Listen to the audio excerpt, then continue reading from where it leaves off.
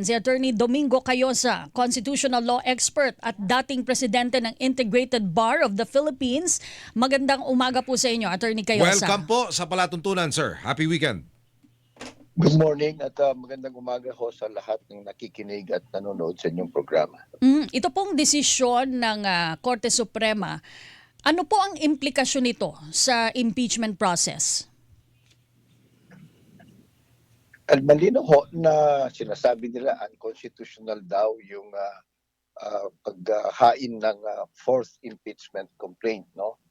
At walang jurisdiction daw ang Senado na tinggin yan. So yan yung opinion ng Supreme Court.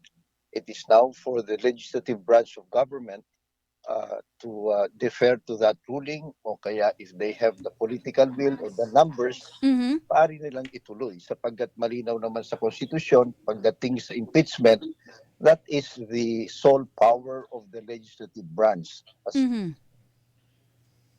Attorney?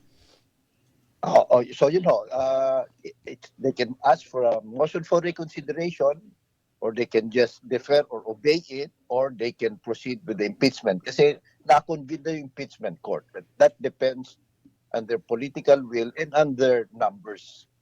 Balikan ko po yung susugan ko lang po yung inyo nabanggit, yung the Senate shall have the sole power to try and decide all cases of impeachment. Yan din po, no, nakausap ko si dating Senate President Drilon, yan din yung kanyang sinabi. So ito pong desisyon ng Korte Suprema, pwede po ba itong hindi sundin ng Senado at Kongreso?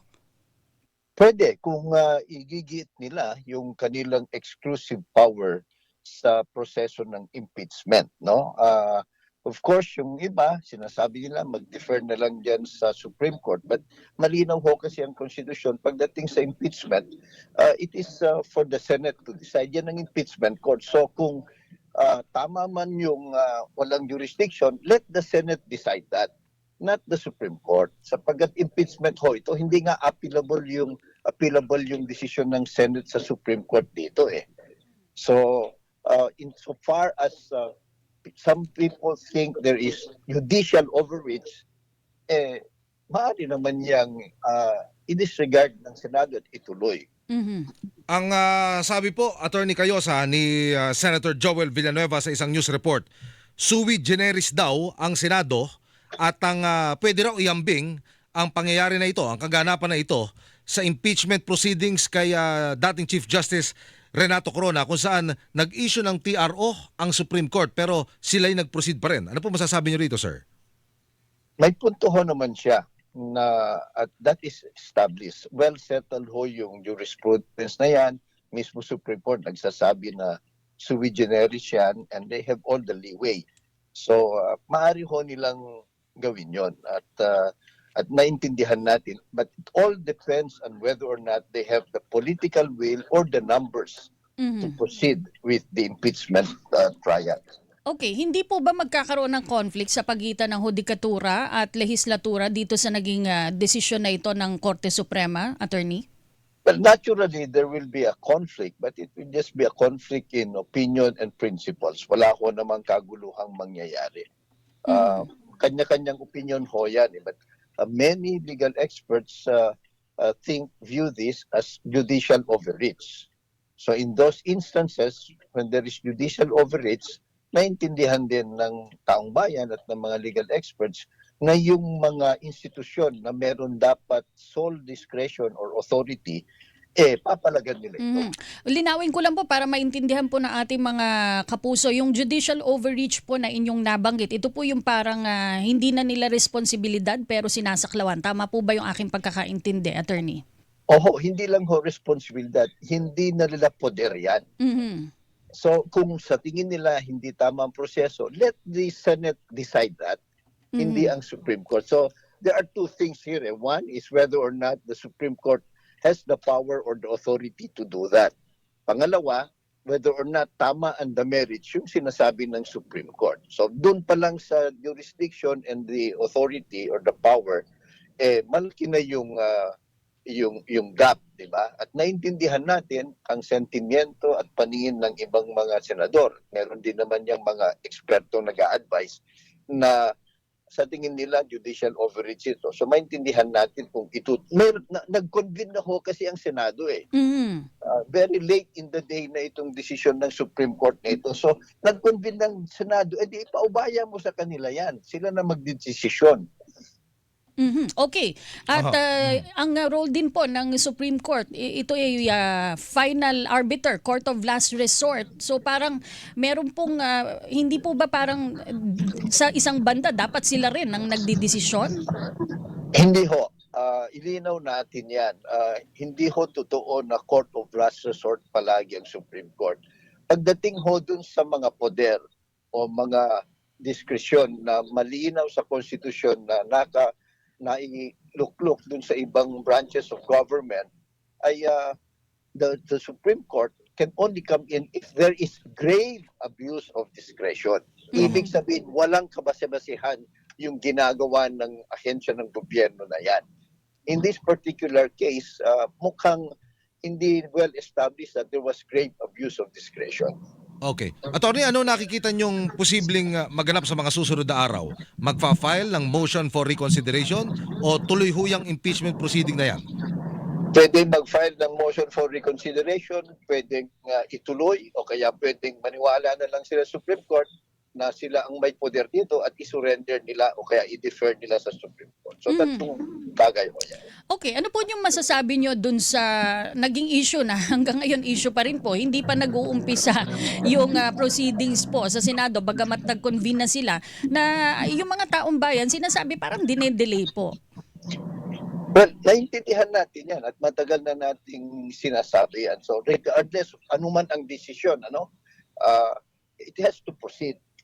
Itong mga ganitong delay hindi nakakatulong sapagkat ang issue ng impeachment is not only an issue of the legislative branch o ng gobyerno, ngunit issue yan ng taong bayan eh. This is about public accountability ng mga matataas opisyal ng ating gobyerno. Mhm. Aha. May ilang senador po na gustong i-dismiss po yung impeachment complaint. Ito po ba dismissible? But kung kailangan mo i-try nila. And then after that, tingin nila ang magkabilang panig, kanilang mga ebidensya, at saka sila magdesisyon. Kasi yun ho ang nakalagay sa Constitution, try and decide the case. So hindi ho pwedeng technicality or numbers, di-dismiss mo na lang na hindi pakikinggan yung magkabilang panig. Attorney, itong mga elementong inilatag ng Korte Suprema na nagsasabing labag sa saligang batas itong inihain na ito na impeachment complaint laban kay VP Sara Duterte, hindi mo ba napag-aralan ito ng mga nasa mababang kapulungan ng Kongreso? Yun yung nagsusulong ng impeachment, sir. Well, I'm sure pinag-aralan na nila yan. At ito ho hindi bagong issue eh. Nasettle na yan ng Supreme Court sa naunang mga desisyon nila na ang filing is reckoned at the time it is referred to the Committee on Justice. In this particular case, the three complaints were never referred to the Committee on Justice. Pangalawa, settled na rin ho na pagdating sa initiating impeachment, dalawang paraan yan. One is through a sponsorship by any member of Congress at saka dadaan sa Committee on Justice at magre-report sa plenaryo. Yung pangalawa, which is a separate and distinct mode, is diretso na sa plenaryo, magdidesisyon sila at kung may sapat na boto, at least 1/3, pwede na nilang i-file sa Senado. Yun po ang nangyari dito. So yung mga hahalungkat ng detalye dun sa naunang tatlong complaint, mukhang misplaced yun eh. Kasi nga ang ginamit naman na proseso, itong impeachment through the plenary vote kaagad. So those are things, details na maaring tignan pag ilalabas ng kabuuan yung desisyon. Kasi press conference lang kahapon yung desisyon eh. Mhm. Opo. Attorney, yung timing, ano masasabi ninyo? Well, isa rin yan, yung timing. Kung titignan ho natin, yung mga issues o yung mga argumento na o yung mga prinsipyong tinatalakay sa desisyon na linabas sa press conference kahapon, ito ho, pwede na lang ginawa noon pa dapat eh. So, para bang yung timing is awkward na At sa tingin ko, too late in the day. Kasi nga ho, nag-convene na ang Senado. They already assume jurisdiction and then papasok ka na co-equal branch of government. Sabi mo, hindi, kami ang magdesisyon dyan, ihinto nyo yan. Hindi magandang pangitain. And, regardless of the merits of the decision, we should also uphold the fundamental separation of powers and for each branch of government to stay within the constitutionally prescribed scope of their powers. So hindi rin ho magandang tignan in any way yung isang branch of government na pinanghihimasukan yung dapat trabaho ng co-equal branch of government. Okay. Kung ang Senado po ay tatalima dito sa naging desisyon ng Korte Suprema at hindi itatry o hindi didinggin yung impeachment complaint, ano po ang mangyayari dito? Nakikita nyo, Attorney Cayosa?